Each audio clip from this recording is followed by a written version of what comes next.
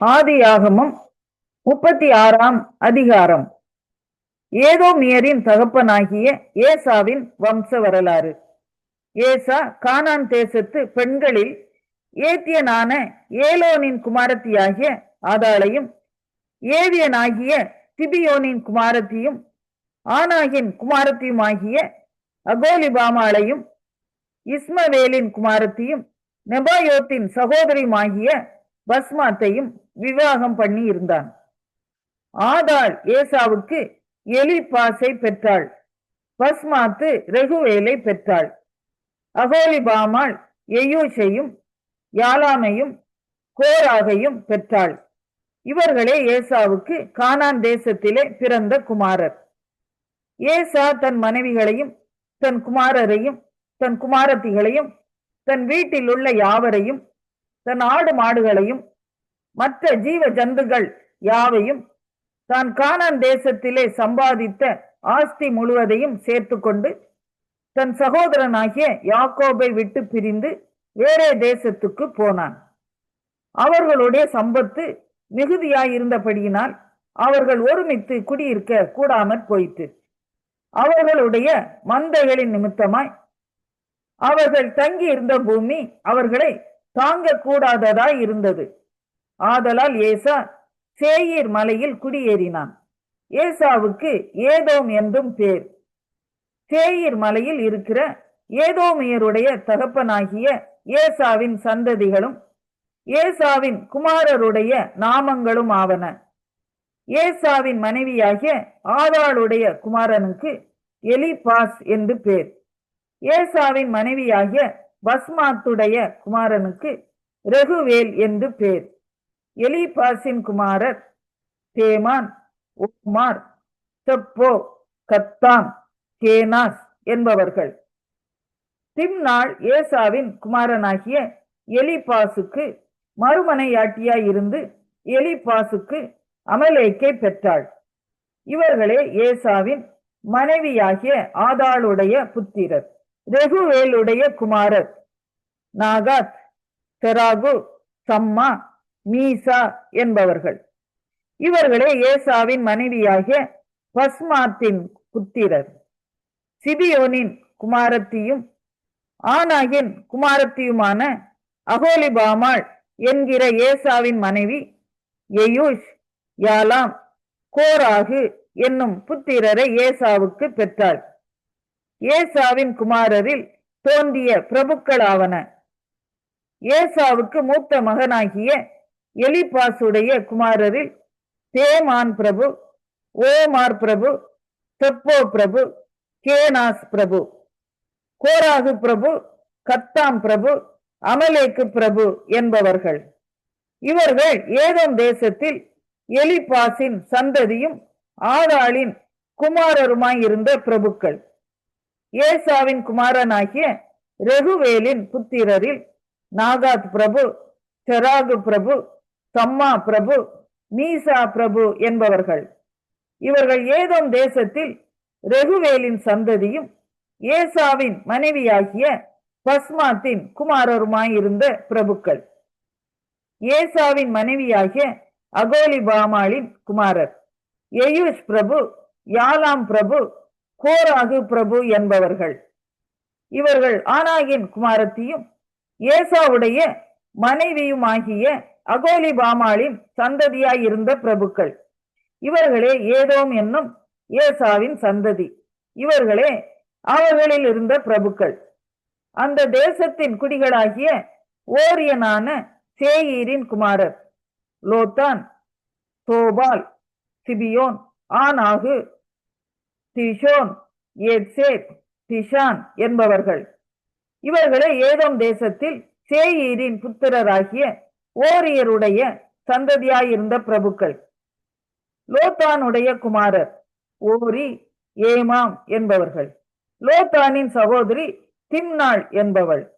சோபாலின் குமாரர் அல்வான், Manahath, Ebal, Zepho, Onam என்பவர்கள். சிபியோனின் குமாரர் அயா, ஆனாகு என்பவர்கள். வனாந்தரத்திலே தன் தகப்பனாகிய சிபேயோனின் கழுதைகளை மேய்க்கையில் கோவேறு கழுதைகளை கண்டுபிடித்த ஆனாகு இவன்தான். ஆனாகின் பிள்ளைகள் திஷோன், அகோலிபாமாள் என்பவர்கள். இந்த அகோலிபாமாள் ஆனாகின் குமாரத்தி. திஷோனுடைய குமாரர் எம்தான், எஸ்பான், இத்தரான், கெரான் என்பவர்கள். ஏத்சேருடைய குமாரர் பில்கான், சகவான், அக்கான் என்பவர்கள். திஷானுடைய குமாரர் ஊத், அரான் என்பவர்கள். ஓரியரின் சந்ததியில் தோன்றிய பிரபுக்கள் லோத்தான் பிரபு, சோபால் பிரபு, சிபியோன் பிரபு, ஆனாகு பிரபு, திஷோன் பிரபு, ஏத்சேர் பிரபு, திஷான் பிரபு என்பவர்கள். இவர்களே சேயீர் தேசத்திலே தங்கள் தங்கள் இடங்களில் இருந்த ஓரியர் சந்ததியான பிரபுக்கள். இஸ்ரவேல் புத்திரர் மேல் ராஜாக்கள் அரசாளுகிறதற்கு முன்னே ஏதோம் தேசத்திலே ஆண்ட ராஜாக்கள் ஆவன. தேயோருடைய குமாரனாகிய பேலா ஏதோமிலே அரசாண்டான். அவனுடைய பட்டணத்துக்கு சின்காபா என்று பேர். பேலா மரித்த பின் போசரா பட்டணத்தானாகிய சேராகுடைய குமாரனாகிய யோபாப் அவன் பட்டத்திற்கு வந்தான். யோபாப் மரித்த பின் தேமானிய தேசத்தானாகிய உஷாம் அவன் பட்டத்திற்கு வந்தான். உஷாம் மரித்த பின் மோவாபின் நாட்டிலே மீதியானியரை முறிய அடித்த பேதாதின் குமாரனாகிய ஆதாத் அவன் பட்டத்திற்கு வந்தான். அவனுடைய பட்டணத்துக்கு ஆவீத் என்று பேர். ஆதாத் மரித்த பின் மஸ்ரேக்கா ஊரானாகிய சம்லா அவனுடைய பட்டத்திற்கு வந்தான். சம்லா மரித்த பின் அங்கே இருக்கிற நதிக்கு சமீபமான ரெகோபோத் என்னும் ஊரானாகிய சவுல் அவனுடைய பட்டத்திற்கு வந்தான். சவுல் மரித்த பின் அக்போருடைய குமாரனாகிய பாகால் கானான் அவனுடைய பட்டத்திற்கு வந்தான். அக்போருடைய குமாரனாகிய பாகால் கானான் மரித்த பின் ஆதார் அவனுடைய பட்டத்திற்கு வந்தான். அவனுடைய பட்டணத்துக்கு பாவு என்று பேர். அவன் மனைவியின் பேர் மெகேதபேல். அவள் மத்ரேத்துடைய குமாரத்தியும் மேசகாவின் குமாரத்தியுமாய் இருந்தாள்.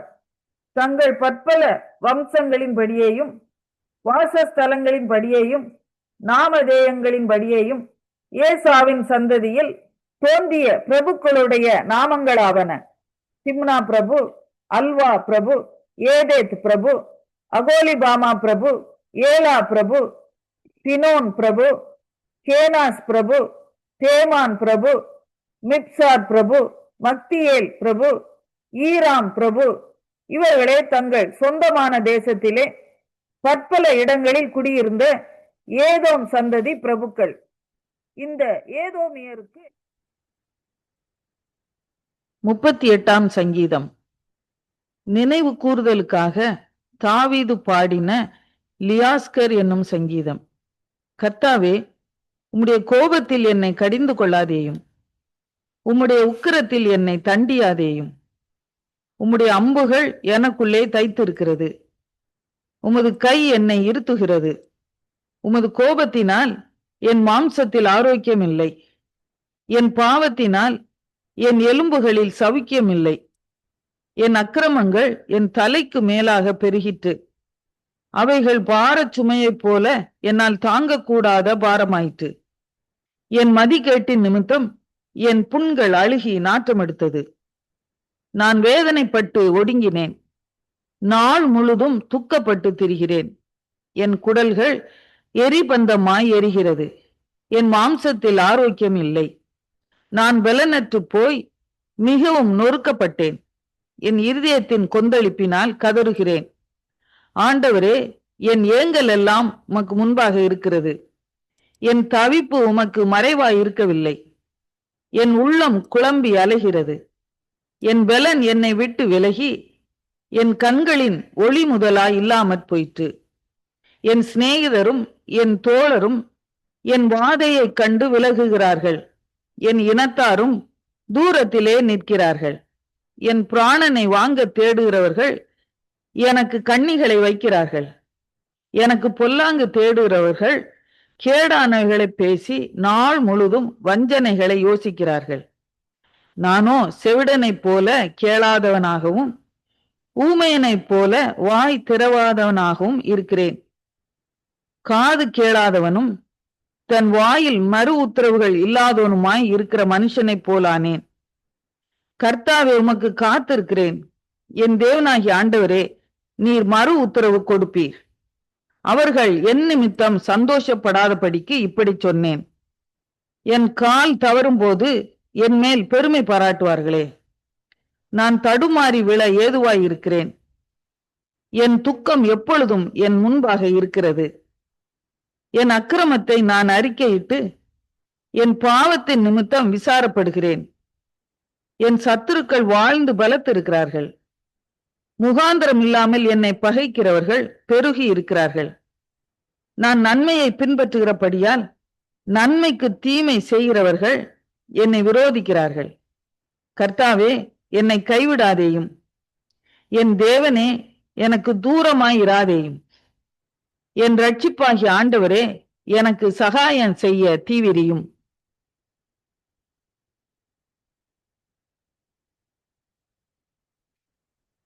மத்தேயு 23ஆம் அதிகாரம். பின்பு இயேசு ஜனங்களையும் தம்முடைய சீஷர்களையும் நோக்கி, வேதபாரகரும் பரிசேயரும் மோசேயினுடைய ஆசனத்தில் உட்கார்ந்திருக்கிறார்கள். ஆகையால் நீங்கள் கை கொள்ளும்படி அவர்கள் உங்களுக்கு சொல்லுகிற யாவையும் கை கொண்டு செய்யுங்கள். அவர்கள் செய்கையின்படியோ செய்யாதிருங்கள்.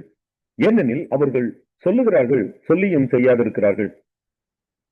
சுமப்பதற்கு அரிய பாரமான சுமைகளை கட்டி மனுஷர் தோள்களின் மேல் சுமத்துகிறார்கள்.